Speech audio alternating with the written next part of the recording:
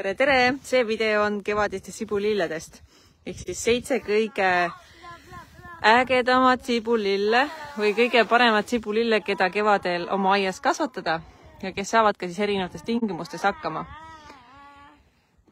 Esimene siniliiliad. Need on ühest küljest vihatud ja teisest küljest ka väga armastatud sibulilled. Nartsissid samamoodi mesilastele väga meeldivad, lihtõielised, varajased. Siin nartsissid on praegu suure hooga õide puhkenud. Siis lumerooside erinevad sordid. Lumeroos saab uskumatult erinevates tingimustes hakkama. Kui tal on olemas selline parasniiske muld, isegi kuivemas mullas, kui see on savikam, kindlasti ei tohi see vesi seal seisma jääda. Ehk siis sellist seisvat vett ta ei armasta, aga lumeroosid, erinevad sordid, väga imelised kevadised õitsejad, kes siis igal juhul oma õitega väga palju rõõmu aeda toovad. Siis siin servas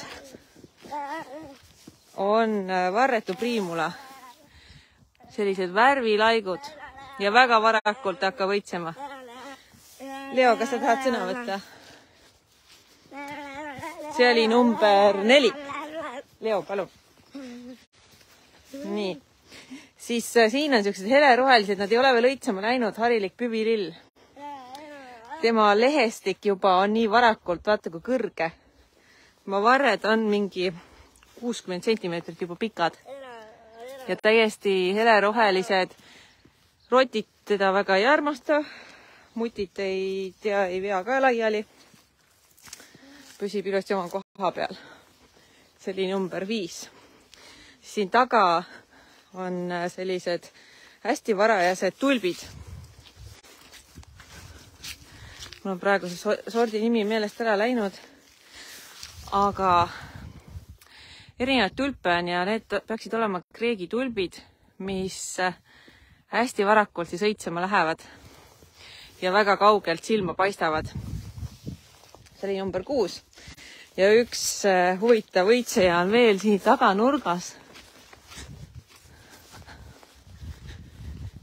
Taganurgas, mis on siis pinnakatja, mis õitseb ka hästi väikeste õitega. Putukatele meeldib. Nii, vaatame, mis sina leidsid.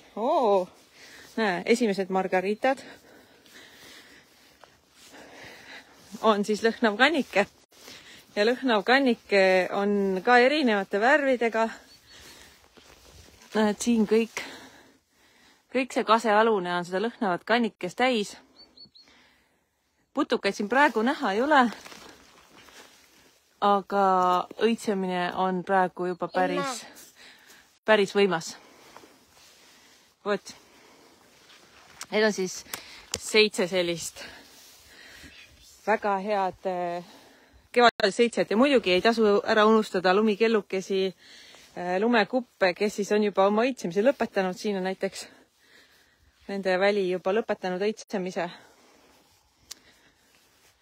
Vot, millised sinu aias on? Millised kevadised õitsejad? Ilusat päeva sulle!